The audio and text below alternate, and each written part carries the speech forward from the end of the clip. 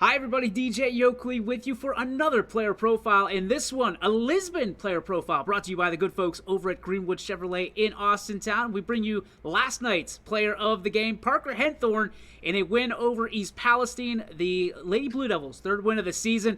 Parker, how are you? I'm good. How are you? Doing well, doing well. I see that you still have the Christmas stuff up behind you, so that's good. You're still in the spirit. I like it. Talk to me about this season. This has been a special season for you, being that it's your senior year. Talk to me about how it's been for you so far. I think we've played a lot harder and a lot better than our record has shown. And we all play as a team, and we usually never give up under any circumstances. Like, we had a pretty tough loss against United the other night, but we all just kept going. And I just think that it's really nice that we have such a hardworking team. And I'm sure that that will continue through the rest of the season. Yeah, there's no doubt in my mind that that's going to continue. I mean, you look at how hard your team works. Now, obviously, there's times where it seems like you get a little tired, but Yeah. it's because you have you are almost always on the court doing something. You're banging bodies down low. You are ultra physical with you. This team's kind of character under Coach Snyder. It's a physical brand of basketball. Do you ever just get so tired that you're like, all right, can we just get a timeout or a TV timeout or something so I can get a drink of water? Uh, yeah, sometimes, like, especially in games where it's kind of like some of the games are like slow, like depending on who we play.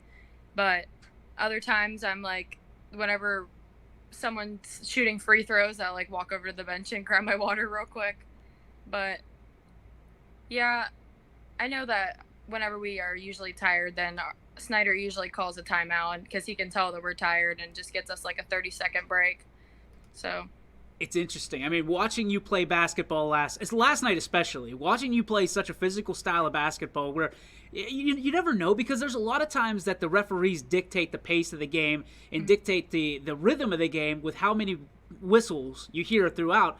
Last night they swallowed the whistles a little bit. They let you be physical, and you came out a big time player. But I want to talk to you about down the stretch. Your team had an 18-point lead at halftime, gave it up in the third quarter, and then in the fourth quarter, your team relied on you and free throws in order to win that game and to ice it for the Lisbon Blue Devils. When you look at all the time and efforts that you've put into your craft, where does free throws fall on that chart of how much work you've put in?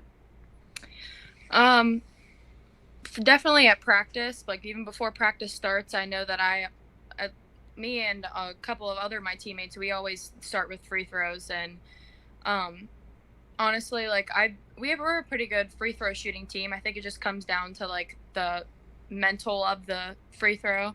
Like, I know that for some reason I make all my free throws in practice and everything, and then when it gets to like game time, I'm like, oh my gosh, and then I miss free throws. But I was just able to focus on those yesterday whenever we were pretty much in like crunch time and I needed to make them. But And you want to talk about crunch time? That was about as good as it gets. And I mean, you had to have the weight of the world on your shoulders. Could you feel it? And how much did you have to focus on? Okay, do you understand the situations when you're in it, or did you just play the play and play each free throw as it came to you?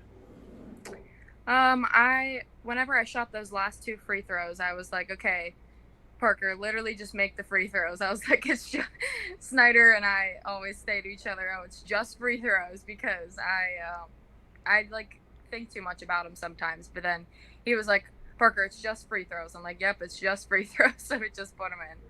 Did you did you and your teammates think about this game last night any more than a normal game? Because I said during the broadcast, and you can correct me if I'm wrong, that sometimes there's games on a schedule that a team circles because they know those should be winnable games. You walked into East Palestine last night. There would be such disappointment with a loss, but East Palestine walked away with some disappointment last night because they thought that was a winnable game for them, especially heading into that fourth quarter. How much pressure did you put on yourselves in that third quarter when things weren't going well for you? I feel like I definitely put a lot of pressure on myself because, especially because we blew that, like you said, 18-point lead. And it did kind of scare us a little bit, but then we were just like, well, we should probably just get it together and realize that it's just about concentrating and making sure that we're not making any dumb turnovers and making sure that we're putting our free throws in and not shooting just a random shot that we don't need. And yeah. Okay, so this is being your senior year. Everybody has these just ideas of grandeur that everybody's going to win the state title of their senior year. Obviously, you wanted things to go a lot better than they are right now, and that's not saying that they're going bad. It just, I imagine things you thought in your mind going into this season would have had the red carpet rolled out a little bit longer for you. Given that there's 3 wins in your season right now, how do you, as a senior leader on this team, turn things around heading into the tournament? I think we definitely need to be more serious whenever we're working on things at practice, because I know that a lot of us will just take breaks and mess around like during the drills and stuff, when in reality we should actually be working hard, because whatever we do at practice carries on to the game.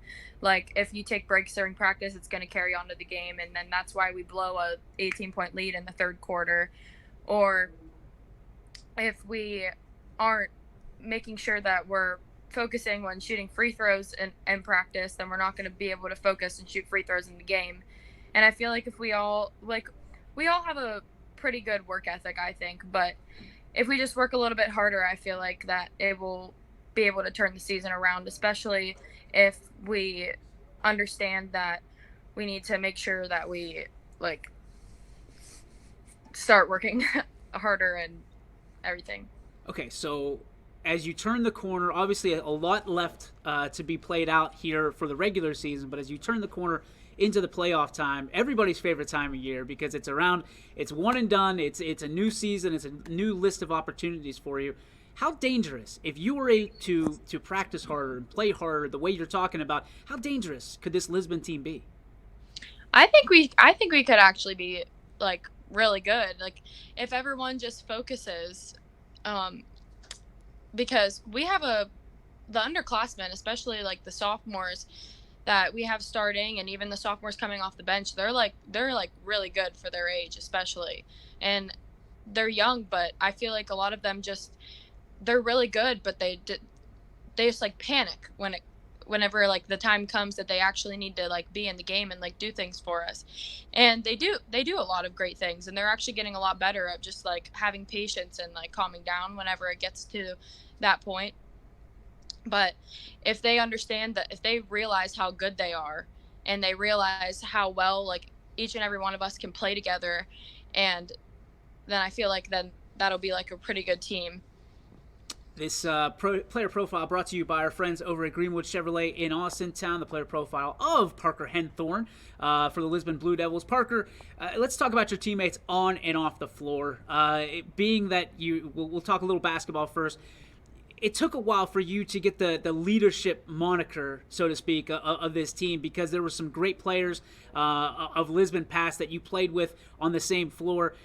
When you were a freshman, who kind of took you under their wing and said, okay, this is how we do things here at Lisbon? When I was a freshman, the seniors were Haley Carpenter and Chloe Smith and Katie Hafley and Katie Johnson. And then the juniors were Izzy Perez and Maddie Liberati and Brianna Van Giesen. And I remember when I was a freshman, I played like one quarter of JV, and then I played like the rest varsity. And so whenever I was in there, it was usually I think it was usually Maddie Liberati who would help me and tell me this and that, because we pretty much played the same spots. Because whenever I was a freshman, for some reason, Coach Entrican put me in the middle of a 2-3 zone whenever I was in there. So, and that's the spot she played. So she pretty much helped me throughout that whole season. All right, so when you kind of turned the corner into a leader, and I think it was really your sophomore year when you were playing with Maddie and you were playing with Izzy, that you became a leader of this team as an underclassman. Can you name some of the underclassmen that you took under your wing for the last 3 years? Definitely, I'd say Cami Freeland, Brooklyn Cousins, and Serenity Stacy. I know that they look up to me and the other two seniors a lot, and um, like they'll ask me questions and I tell them what to do. And those are a couple of my really good friends also, those sophomores. So I even like outside of basketball, like I'm always like there for them and can help them fix things that they need to work on and everything at practice and stuff. Now I'm being told that you play AAU basketball, and I know you know who's whispering that into my headset. How much has that helped you, and how much has that experience in AAU and some of your coaches helped you become a better player during the school season? I think it's actually helped me a lot, especially because 2 years ago we went to Indianapolis and played in a big, huge tournament there, and then we played in the Run for Roses in Kentucky this year, like last year, and being able to play against like some really good players, like players that are going like D1 schools and stuff. And although we didn't really have the best record there, I still think it helped me and like all my other teammates a lot because we're playing against like some pretty good girls, and there's college coaches watching you, so that's definitely like training you to have like better actions under pressure. I love hearing that. All right, so we got everybody on the floor. Let's talk about off the floor. Who are your role models that have been in your corner since day one, who have been pushing you to be better and better and better and become the lady that you are right now? Definitely my mom and my dad, and uh, well, I want to say all of my coaches, like even the off the floor, they're always like Snyder was my sixth grade teacher, and Coach Encherkin I've known pretty much my whole life because my dad knew him, and he did the Blue Magic uh, thing with me whenever I was in like elementary school and dribbling the basketballs behind our backs and stuff. And um, same thing with Quinn. He's my AAU coach, and I just feel like they've all put in like a effort to shape me into the person I am today. All right, final question for you. What is the best advice that you've received so far from a coach or role model that you apply every day in your life? Oh boy.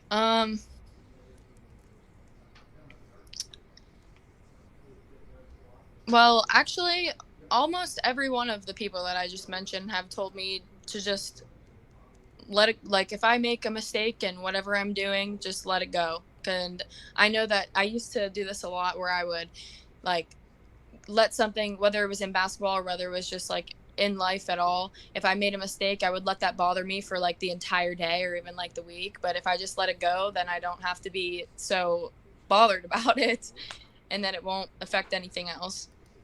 I love it. Parker, thanks for taking some time out for us here at YSN. We greatly appreciate it. You're so fun to watch, and it's an honor to finally get you on the player profile. You are the elite playmaker, and it's a joy to watch you play. So keep doing what you're doing, and make sure you always let it go.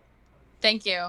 That'll do it for this player profile brought to you by Greenwood Chevrolet in Austintown. Special thanks to Parker Henthorne and all of you watching here on YSN.